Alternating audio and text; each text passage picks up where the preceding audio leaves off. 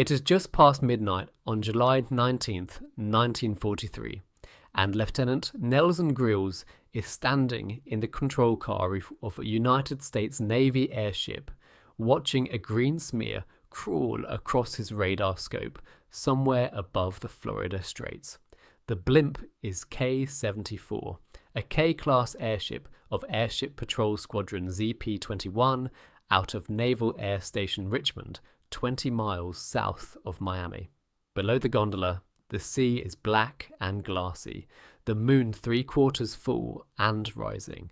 Grills has 8 men with him, 2 pilots, a radio man, an ordnance man, riggers, mechanics. The engines drone at a steady idle. Somewhere ahead, invisible except as a blip on the cathode ray tube, something large is moving on the surface of the water, on a heading that will cross directly beneath the convoy Grills has been sent to protect.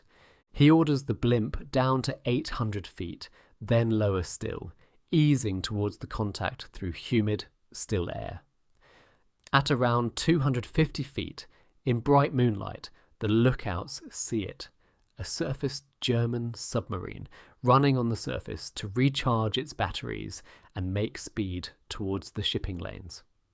It is U-134, a Type 7C boat under the command of Captain Lieutenant Rudolf Schendel, one of dozens of U-boats that have hunted along the American eastern seaboard since the opening months of 1942. Grills has a choice to make in the space of a few seconds. With 2 depth charges slung beneath his airship and a .50 caliber machine gun manned in the car. Standard doctrine tells him to keep his distance, mark the contact and vector in surface escorts or aircraft with heavier ordnance. Blimps are not built to fight submarines head-on. Their skins are thin, their gas cells vulnerable to anything larger than small arms fire. Grills presses the attack anyway. What happens in the next few minutes will make K-74 the only United States Navy airship lost to enemy action in the whole of the Second World War. The Battle of the Atlantic had, by the summer of 1943, already passed through its most catastrophic phase for the Allies. In the first 6 months of 1942, Admiral Karl Donitz's U-boat fleet had turned the American coastline into a killing ground. Operation Drumbeat, launched in January that year, sent a handful of long-range Type 9 boats across the Atlantic to find American shipping lanes almost entirely undefended. No coastal blackout, no convoy system, tankers and freighters silhouetted against the lit-up skylines of Miami, Atlantic City, and Virginia Beach. Between January and August 1942, U-boat sank more than 600 ships off the American coast, a total exceeding 3 million tons, for the loss of only a handful of German submarines. Tankers carrying aviation fuel and crude oil from the Gulf of Mexico refineries were hit hardest, their burning hulls sometimes visible from the beaches of Florida. It took the United States Navy the better part of a year to build an effective coastal defense, convoys with escorts, coastal blackouts, minefields off major ports, and, crucially, a network of aircraft and airships to patrol the shipping lanes day and night. The airship squadrons were part of that answer. The Navy had experimented with lighter-than-air craft for maritime patrol since the 1920s, and by 1943 it operated more than 100 K-class blimps from bases stretching from Maine to Trinidad. Each K-ship carried a crew of 8 to 10, cruised at around 60 miles an hour, and could remain aloft for over 20 hours at a stretch, far longer than any fixed-wing aircraft of the period. Fitted with radar, magnetic anomaly detectors, and searchlights, they excelled at exactly the kind of low, slow, patient searching that submarine hunting demanded. Squadron ZP-21 had been stood up specifically to cover the Florida Straits, the narrow deep water channel between the Florida Keys and Cuba, through which tankers had to funnel on their way north from the refineries of Texas and Louisiana. By mid-1943, the convoy system and combined air-sea patrols had driven the U-boat campaign off the American coast into retreat. German losses were mounting fast, with dozens of boats sunk that spring alone in the North Atlantic. But stragglers and reassigned boats still slipped through the straits, and on the night of July 18th, 1943, U-134 was one of them. K-74 had lifted off from Richmond that evening on a routine convoy escort mission, tasked with sweeping ahead of a tanker convoy moving through the straits towards the Gulf. Grills held a crew of 9 that night, himself as commander, Ensign Robert Bourne as co-pilot, and 7 enlisted men handling navigation, radar, radio, and the depth charges racked beneath the car. The airship carried 2 Mark 17 depth bombs, each loaded with 325 pounds of Torpex, intended for exactly this kind of encounter, a submarine caught on the surface at night before it could dive to safety. Radar contact came a little after midnight at a range of several miles, and Grills turned K-74 towards it, dropping altitude in careful stages so as not to alert the boat below with engine noise carried across still water. What the crew found, lit by a near full moon on a calm sea, was a 134 fully surfaced, its deck awash, its crew almost certainly still charging batteries and expecting nothing more dangerous overhead than the ordinary dark. Grills brought K-74 down to roughly 250 feet, well within range of a submarine's deck armament, and lined up for a depth charge run along the length of the hull. It was a judgment his own squadron's tactical doctrine advised against. Airships were meant to shadow surface boats and summon destroyers or aircraft rather than close the range and fight, precisely because a U-boat's 20mm and 37mm flak guns could tear open a gas bag with a handful of well-placed rounds. Schendel's crew reacted fast. Rather than crash diving, which would have taken precious seconds and left the boat vulnerable directly beneath the American aircraft, U-134 stayed on the surface and opened fire with its deck guns as K-74 made its run. Tracer rounds arced up through the dark. The Blimp's gunner returned fire with the .50 caliber machine gun in the car, but K-74 was a lumbering, near-stationary target at low altitude, and the exchange was desperately uneven. German rounds struck the control car and tore into the envelope itself, punching holes through the gas cells that kept the airship aloft. Within moments, the Blimp had lost helium faster than her engines could compensate, and Grills felt the controls go soft in his hands as K-74 began to settle towards the sea, still short of a clean drop on the submarine. If this deep dive into history is interesting to you, consider subscribing. It helps far more than you might think. The depth charges never released cleanly, and accounts differ on exactly why. A jammed release mechanism, a deliberate decision by Grills to abort once the airship was hit, or simply insufficient time before the crash made the question moot.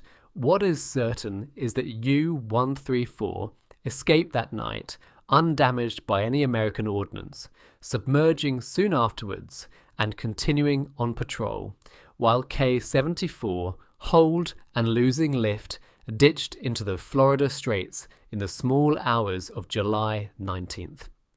The impact broke the control car loose from parts of its rigging and threw the crew of 9 into darkness, into warm but open water, roughly 30 miles from the nearest point of land.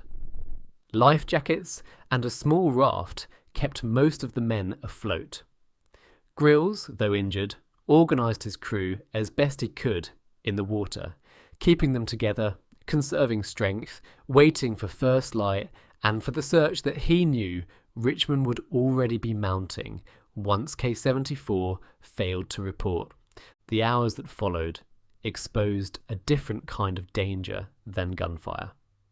The Florida Straits are warm, deep, and populated by sharks that patrolled the edge of the continental shelf, and as dawn approached on July 19th, the airship's crew, spread out in the water and clinging to whatever wreckage and flotation gear they could find, became increasingly aware of movement beneath them. Aviation machinist's mate first class Isidore Stessel was attacked and killed by a shark before rescue vessels reached the group, the only fatality among the 9 men aboard K-74. The rest of the crew, including Grills, were recovered later that day by surface craft sent out from the naval base once the Blimp's silence and last known position triggered a search. It had taken roughly 8 hours from the moment K-74 struck the water to the arrival of rescue, hours in which exhausted, wounded men had to keep each other afloat and alert for danger from below as much as from the enemy that had shot them down. The engagement produced no destroyed submarine and no immediate tactical victory for either side, and in the official tally of the Battle of the Atlantic, it barely registers. 1 airship lost, 1 man killed, 1 U-boat that slipped away to continue its patrol. But within the small world of Navy lighter-than-air aviation, the loss of K-74 mattered a great deal, because it was the only time in the entire war that a German U-boat shot down an American airship. Every other K-ship lost during the conflict went down to weather, mechanical failure, or accident.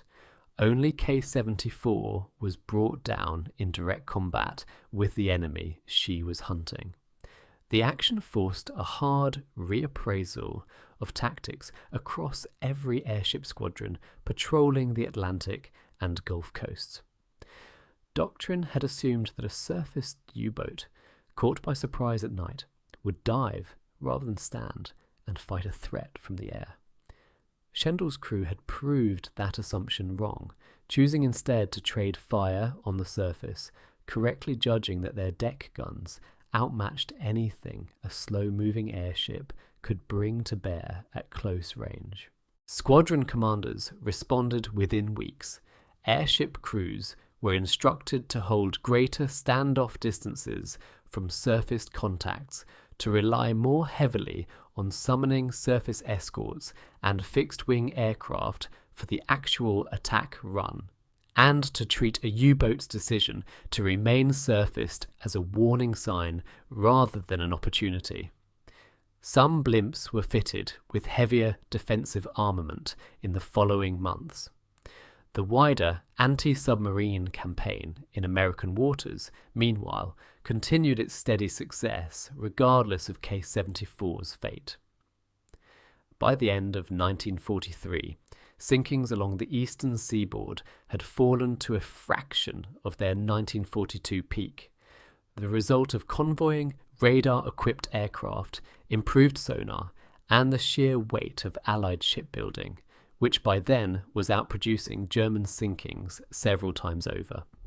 U-134 herself did not survive the war much longer. She was sunk months later in the eastern Atlantic by British and American aircraft, one of dozens of German submarines lost that year as Dönitz's fleet suffered casualties it could no longer sustain. For the men who survived K-74, the immediate aftermath was recovery and reassignment rather than recognition. Grills returned to flying duties with the squadron.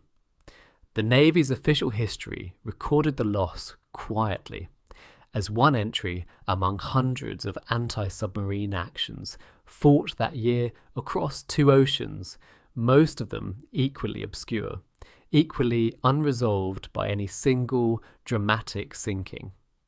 What the action revealed, more than any single tactical lesson, was how thin the margin could be between a patrol aircraft and its target when both sides were prepared to fight rather than flee. Airships had been built for endurance and observation, not for close combat with a warship's deck armament. And K-74's crew paid the price for testing that boundary on one clear, moonlit night in the Straits. 60 years later, divers located the wreck of K-74's control car on the seabed off Key Largo. Its instruments corroded, its gun mount still recognisable beneath decades of coral growth. It remains the only piece of physical evidence from the sole air-to-surface gun duel ever fought between an American airship and a German submarine, a fight that lasted only minutes, yet has outlasted almost everyone who could remember it firsthand. Somewhere in that same stretch of water, on a calm night in July 1943, Nelson Grills had brought his airship down through bright moonlight towards a target he could see clearly and reach quickly, gambling that speed and surprise could close the gap that doctrine said should never be closed. The gamble cost him his ship and one of his men, and it changed in small but lasting ways how the Navy fought the rest of that war beneath the same stars.